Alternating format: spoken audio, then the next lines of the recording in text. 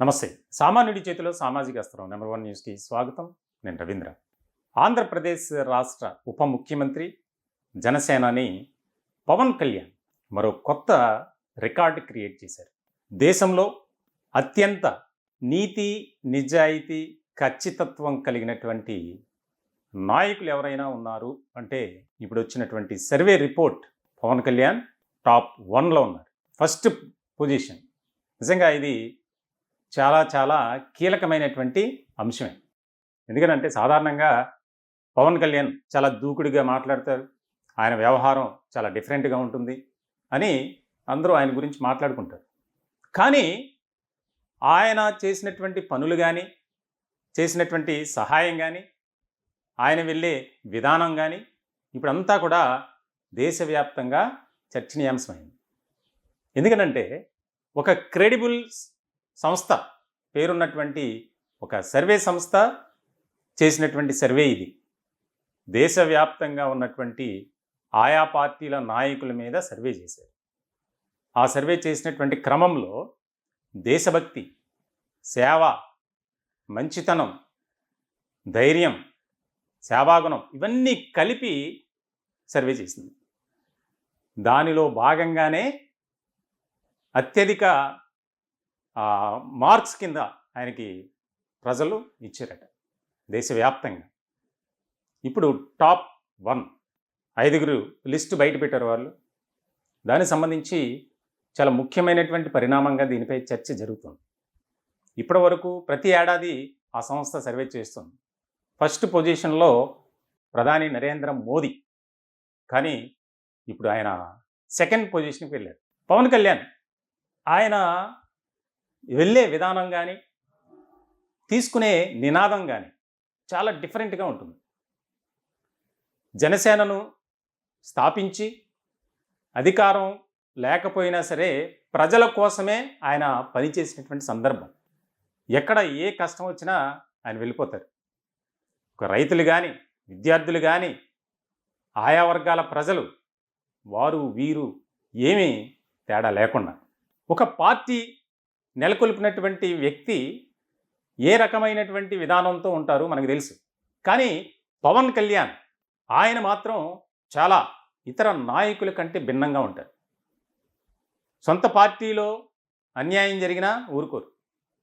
ఎవరికైనా కష్టం కలిగినా ఆయన ముందుంటారు. దాదాపుగా ఆయన చేసినటువంటి సేవ ఎన్ని కోట్లంటే 100 కోట్లకు పైగా.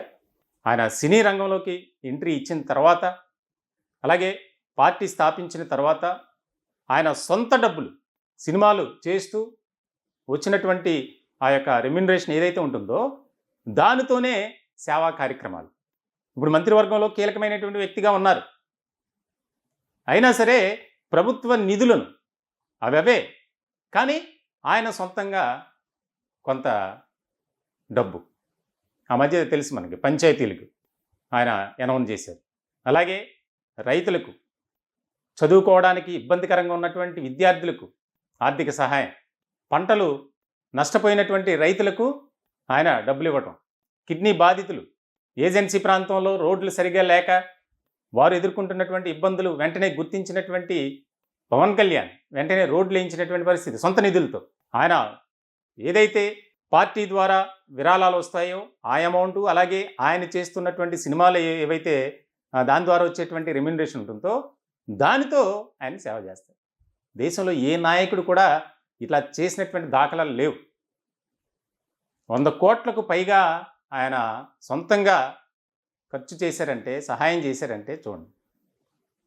మురళీ నాయక్, అలాగే ఎవరైతే యుద్ధ భూమిలో అసువులు బాసారో వారందరికీ ఆర్థిక సహాయం, ఇతర రాష్ట్రాల్లో వరదలు ఉంటే అక్కడికి వెళ్ళి సహాయం చేయటం, ఇవన్నీ కూడా ఇప్పుడు ఎంతగానో ప్రభావితం చేశాయి అని చెప్పాలి. ఆయన టాప్ 1లో నిలబడటానికి ఇవే దోహదపడ్డాయి. ఎప్పుడు కూడా ఆయన తీసుకున్నటువంటి నిర్ణయం, ఆయన మాట తీరు ఆవేశపూరితంగా ఉంటుంది, కానీ ఆయన చేసే ఆలోచన మాత్రం చాలా భిన్నంగా ఉంటుంది. ఈ రోజున ఒక పవన్ కళ్యాణ్ గురించి ఇంతలా చెప్తున్నామంటే ఆయన చేస్తున్నటువంటి పనులే దానికి కారణం.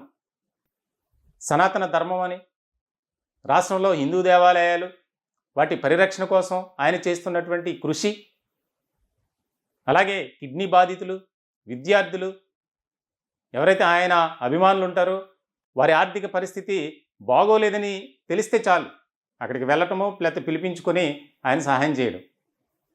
25,000 నుంచి 25 లక్షలు, 50 లక్షలు, కోటి రూపాయలు సహాయం చేసినటువంటి సందర్భాలు చాలా ఉన్నాయి. రాష్ట్రంలో కూటమి జత కట్టడానికి, అలాగే కూటమి అధికారంలోకి రావడానికి సూత్రధారి, పాత్రధారి పవన్ కళ్యాణ్ అని మాత్రం ఖచ్చితంగా చెప్పొచ్చు.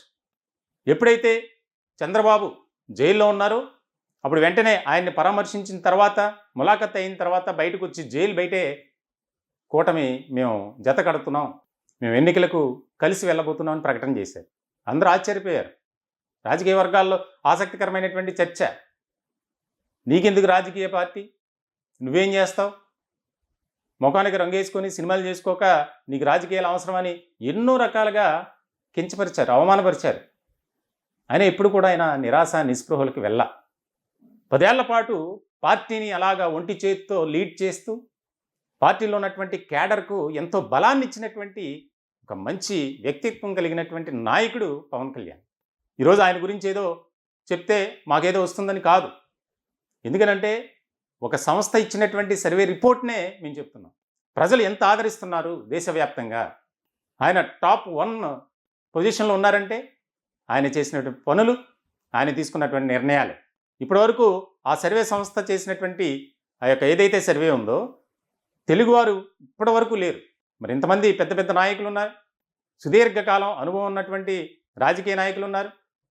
ఏ రోజు కూడా వారికి స్థానం దక్కల. ఇక్కడ కొన్ని పాయింట్స్ తీసుకున్నారు. ధైర్యం, నీతి, నిజాయితీ, ఖచ్చితత్వం, సేవాగుణం, ఇవన్నీ కూడా ఆ సర్వే సంస్థ చేసినటువంటి ఆ యొక్క సర్వే. పవన్ కళ్యాణ్ మొదటి స్థానంలో ఉంటే, రెండో స్థానంలో ప్రధాని నరేంద్ర మోదీ ఉన్నారు. అలాగే మూడో స్థానంలో విదేశాంగ శాఖ మంత్రి జయశంకర్. ఆయన కూడా ఒక మంచి ఉన్నతమైనటువంటి విలువలు కలిగినటువంటి వ్యక్తి. ఆయన ఎంత మన దేశానికి, అమెరికాకు, అలాగే కొన్ని దేశాల మధ్య సఖ్యత కుదర్చడానికి, భారతదేశ ఔన్నత్యాన్ని ప్రపంచవ్యాప్తంగా ఆయన తీసుకెళ్ళినటువంటి వ్యక్తి జయశంకర్. ఆయన కూడా ఈ టాప్ 5లో 3rd పొజిషన్లో ఉన్నారు.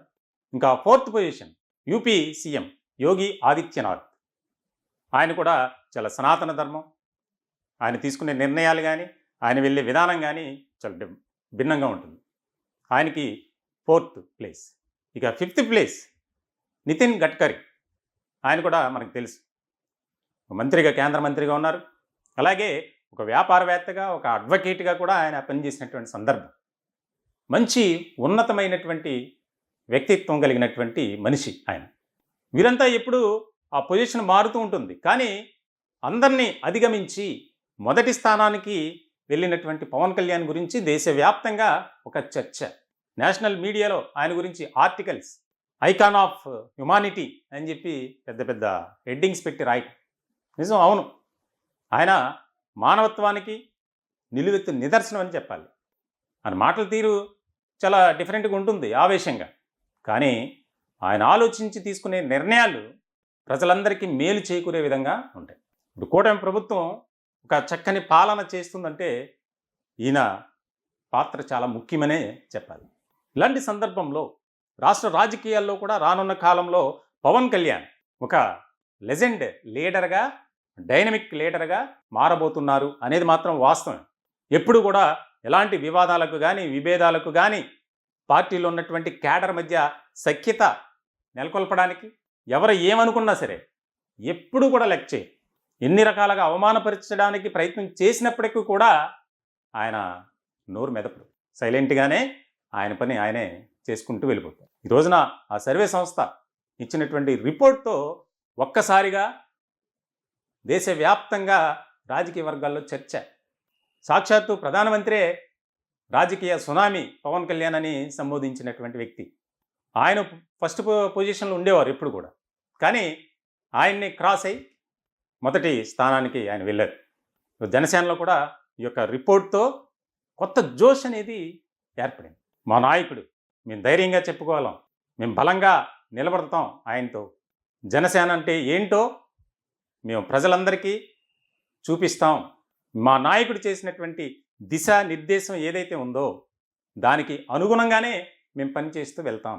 పార్టీని నిలబెట్టినటువంటి స్థాయి 100% స్ట్రైక్ రేట్తో అన్ని స్థానాలను గెలుచుకుందంటే దేశంలో ఎప్పుడు కూడా ఏ రాజకీయ పార్టీ అంటే స్థానికంగా ఆ రాష్ట్రానికి సంబంధించినటువంటి రాజకీయ పార్టీలు చేయలే.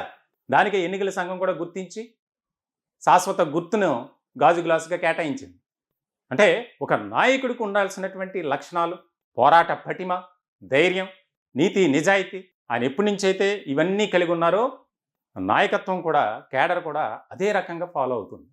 మొత్తానికైతే ఇది రాష్ట్ర రాజకీయాల్లో కూడా ఆసక్తికరమైనటువంటి చర్చ జరుగుతుంది. రాబోయే కాలంలో రాష్ట్రానికి ఒక మంచి కీలకమైనటువంటి నాయకుడిగా, నేతగా, జననేతగా పవన్ కళ్యాణ్ మారబోతున్నారు అనే చర్చ అయితే ఇప్పుడు ప్రస్తుతం ఎక్కువగా జరుగుతుంది. ఈ టాపిక్పై మీ విలువైనటువంటి అభిప్రాయాలు, సలహాలు, సూచనలు కామెంట్ రూపంలో తెలియజేయండి. Thank you.